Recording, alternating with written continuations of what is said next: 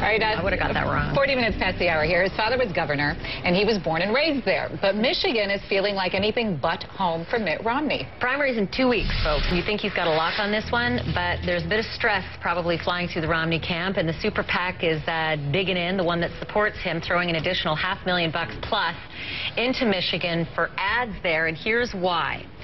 The latest American Research Group poll shows this. Romney is trailing Santorum in Michigan 33 to 27. If you do the math, that's about 6 points. And if you look, teeny weeny print there suggests the margin of error is just 4 points.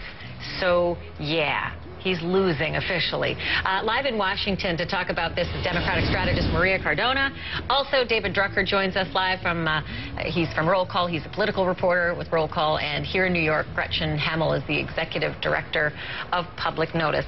Guys, I could not believe it when I saw that, when I saw those numbers. I was trying to figure out what it was. Was it the momentum from what happened in those last 3 states? It couldn't have been what happened in CPAC. So let me just ask you, Gretchen, what is at play with that latest poll number? Well, you have to look back at the last election and what happened last time in the primary in Michigan. And you had Romney that won Michigan. He didn't win it because it was his home state. He won it because he was the conservative alternative to then John McCain. Now he's not the conservative alternative. He's the middle-of-the-road guy.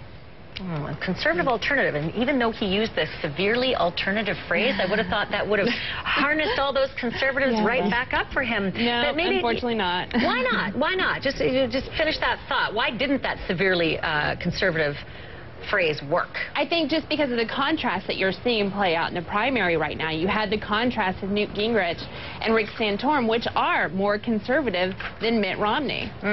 Now we're hearing about the super PAC that supports Mitt Romney just funneling the dough into Michigan. I don't know whether this was pre-planned or whether they're in panic mode or what's happening, but at last, I think at last count we were at around $890,000 in ads that were being purchased for Michigan. But here's the weird thing, and I don't get this.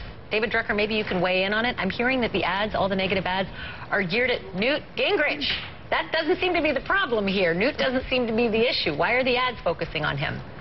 Yeah, I don't know. It is a little odd, but it's not surprising that super PACs are playing a role in the states that we're now headed into. You've got Michigan. It's going to be contested.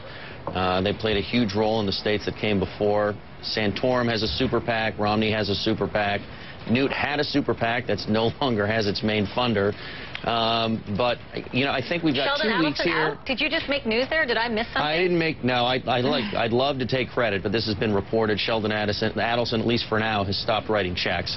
But I think, look, I think what you're going to see in Michigan is a very closely contested race. There's 2 weeks to go. I think both the Romney and Santorum campaigns are going to be spending money on ads there. You're going to see a lot of campaigning. And as we've seen with every primary contest so far, the winner coming out of Election Day has had a lot of momentum in the polls, both in the states to come and nationally.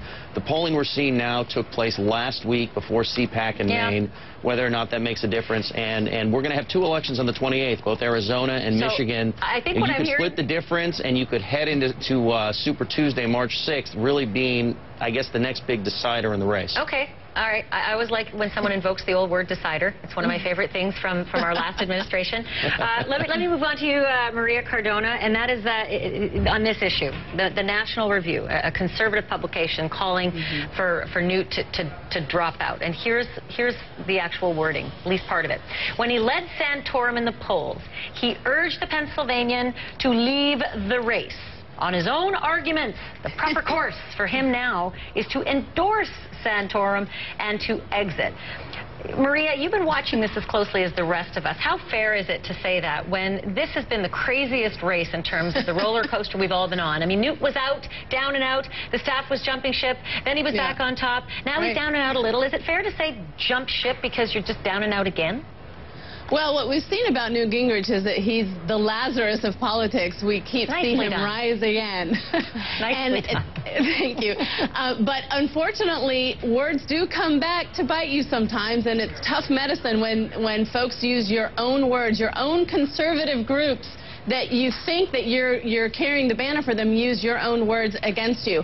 But look, this is what Mitt Romney, I think, is looking to do, to make sure that Newt Gingrich and Rick Santorum remain in the race, because as long as both of them do, they split that conservative vote, which Mitt Romney will never be able to get until he supposedly becomes the nominee, and it will continue to split that vote and give him the advantage. And I think in terms of Michigan, in terms of what has happened to Romney, when he makes comments like making sure that he is against the auto bailout, and being on the side of letting the auto industry go bankrupt in Michigan, those kinds of comments do not resonate with the blue-collar workers who are there now. You know what? I got to end it there, but not before I fight you on that one, because he kind of said everybody in the mortgage crisis should just fail. And in Florida, the worst place on the planet right now for mortgage crises and people underwater, he won. He won that state, even though he told everybody they just needed to fail. That's exactly right. But look at what's happening in Michigan, and this is something that Santorum and Newt Gingrich can use against him. All right, I got to leave it there, folks. Marie Cardona, David Drucker, Gretchen Hamill, thank you. Thank you to all three of you. Appreciate it. Thanks so much. Thanks a lot.